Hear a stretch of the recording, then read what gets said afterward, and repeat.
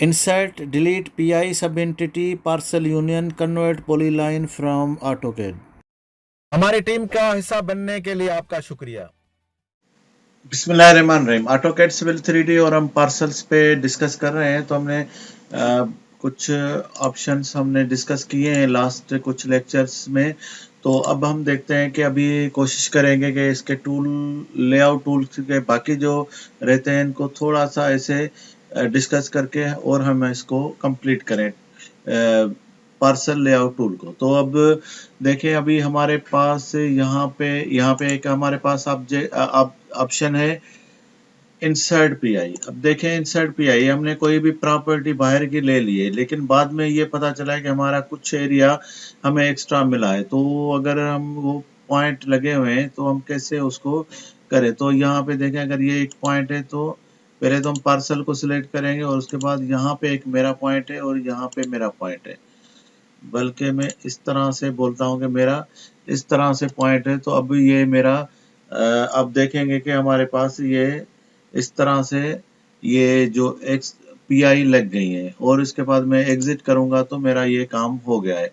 लेकिन अगर मैं चाहता हूं कि यहाँ पे मैं गलत अभी कुछ एक पॉइंट या दो पॉइंट एक्स्ट्रा लग गए तो फिर भी उसी ऑप्शन में जाएंगे और डिलीट पॉइंट में जाएंगे और यहाँ से मैं पीआई को क्लिक करूंगा तो जहां जहां पे वो पीआई मैंने इंसर्ट की थी वो उसी जगह से डिलीट हो जाएगी। तो उसके बाद हमारे पास ऑप्शन है ये ब्रेक का। अगर आप यहाँ पे कोई आप किसी में आप गेट रखना चाहते हैं तो सिर्फ ये पूरा ये आप ये गैप रखना चाहते हैं तो अब ये पूरा कट करेगा। ये देखें, ये जो सिलेक्ट हो रहा है ये पूरा अब हमारा जो प्लाट है उसको उस लाइन को सिलेक्ट कर रहा है। तो मैंने एक यहाँ पे ये मैंने सिलेक्ट कर दिया तो इस तरह से ये पूरा कट हो जाएगा। और इसके उसके बाद हमारे पास यहाँ पे देखें एक ऑप्शन है, अगर आप कर्सर करीब लेकर जाएंगे तो पता चलेगा यहाँ पे डिलीट सब एंटिटी है। तो डिलीट क्या है, अब यहाँ पे देखेंगे अगर मुझे ये बीच में से कोई भी लाइन डिलीट करनी है तो वो मैं यहाँ पे रख के उसको क्लिक करूंगा तो ये हमारी देखेंगे वो पार्सल निकल गया और ये दोनों एक ही पार्सल बन गया है। तो इस तरह से फंक्शन है डिलीट एंटिटी का। अगर कोई सपोज कोई एक ही प्लाट है और किसी एक ही ओनर का है और उसके अभी आप चाहते हैं कि उसको ये एक ही एरिया बता दिया जाए तो आप उसकी एंटिटी डिलीट कर सकते हैं।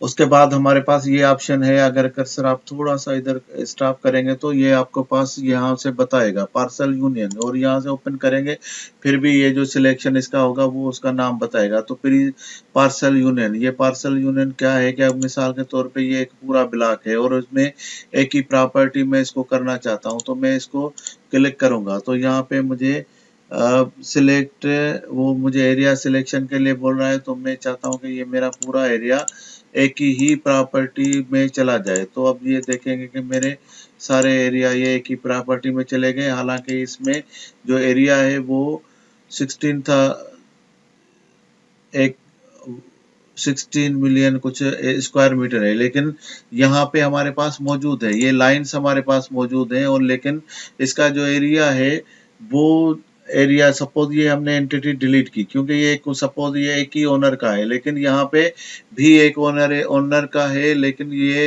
एक इसको अलग अलग प्लाट में देखना चाहता है। तो इसके लिए इसका टोटल ओवरऑल एरिया तो यहाँ पे आ गया है, लेकिन यहाँ पे आप देखेंगे लाइंस लगी हुई हैं, एंटिटीज मौजूद हैं, लेकिन उसके अंदर डेटा था वो सब एक में चला गया है। इसी तरह ही अगर हम रोड का भी अगर इसको ऐड कर लें तो फिर वही यूनियन में चले जाएंगे और इसको हम रोड 6 में और रोड